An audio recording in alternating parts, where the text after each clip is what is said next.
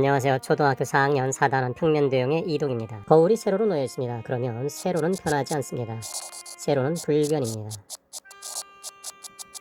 즉 주어진 그림이 위로 올라간다면 거울에 비친 것도 위로 올라갑니다. 그럼 반대로 가로는 어떨까요? 가로는 변합니다. 주어진 그림이 오른쪽으로 간다면 거울에서는 왼쪽으로 갑니다. 주어진 그림이 왼쪽으로 가면 거울에서는 오른쪽으로 갑니다. 이 점에서 위로 올라가겠습니다. 그럼 이 점에서 위로 올라가죠? 세로 방향은 변하지 않습니다. 자, 그 다음 오른쪽으로 가면서 올라갑니다.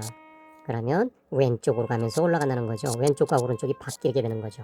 오른쪽으로 가면서 내려왔습니다. 내려오는 건 똑같습니다. 그러면 왼쪽으로 가면서 내려온다라는 것입니다. 자, 왼쪽으로 두 칸 갑니다. 왼쪽으로 두 칸.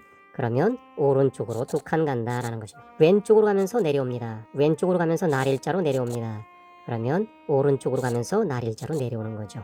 자, 왼쪽으로 한 칸 갑니다. 그러면 오른쪽으로 한 칸 갑니다. 이렇게 이동하는 거죠. 거울이 가로 방향으로 놓여 있습니다. 주어진 그림이 오른쪽으로 이동한다면 거울에서도 오른쪽으로 간다는 거죠. 가로는 불변입니다.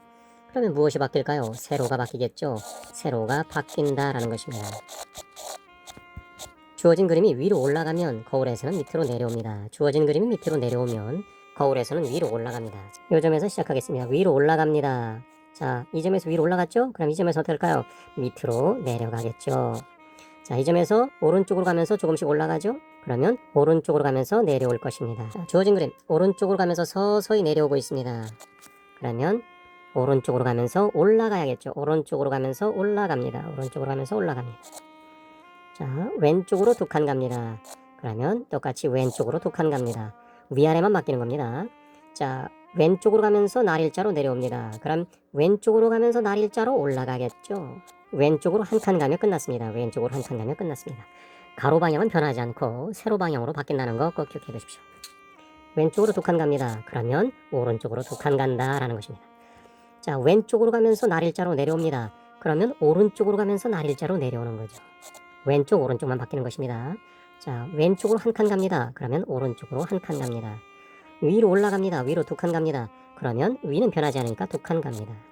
자, 오른쪽으로 날일자로 갑니다. 그러면 왼쪽으로 날일자만큼 가겠죠. 오른쪽으로 오면서 내려옵니다. 오른쪽으로 오면서 내려왔으니까 왼쪽으로 오면서 내려옵니다. 자, 거울이 가로 방향으로 놓여 있습니다. 따라서 가로는 변하지 않습니다. 가로는 불변입니다. 그러면 세로가 변한다는 거죠. 자, 그러면 세로가 변할 것입니다. 주어진 그림이 올라간다면 거울에서는 밑으로 내려갑니다. 주어진 그림이 밑으로 내려오면 거울에서는 위로 올라가겠죠. 자, 요 점부터 시작하겠습니다. 바로 요 점입니다. 왼쪽으로 내려옵니다. 날일자로 내려왔죠? 그러면 왼쪽으로 올라가겠죠. 왼쪽 날일자로 올라갑니다. 자, 밑으로 내려옵니다. 밑으로 내려왔으니까 두 칸 내려왔으니까 두 칸 올라가겠죠. 오른쪽으로 한 칸 갑니다. 그러면 똑같이 오른쪽으로 한 칸 가죠? 오른쪽으로는 변하지 않습니다. 오른쪽으로 올라갑니다. 날일자 올라갔죠? 그러면 오른쪽으로 날일자 내려갑니다. 오른쪽으로 두 칸 갑니다. 그러면 똑같이 오른쪽으로 두 칸 갑니다. 왼쪽으로 올라갑니다. 왼쪽으로 올라갑니다. 그러면 왼쪽으로 내려갑니다. 오늘도 최선을 다하시는 모든 부모님과 학생 여러분을 응원합니다.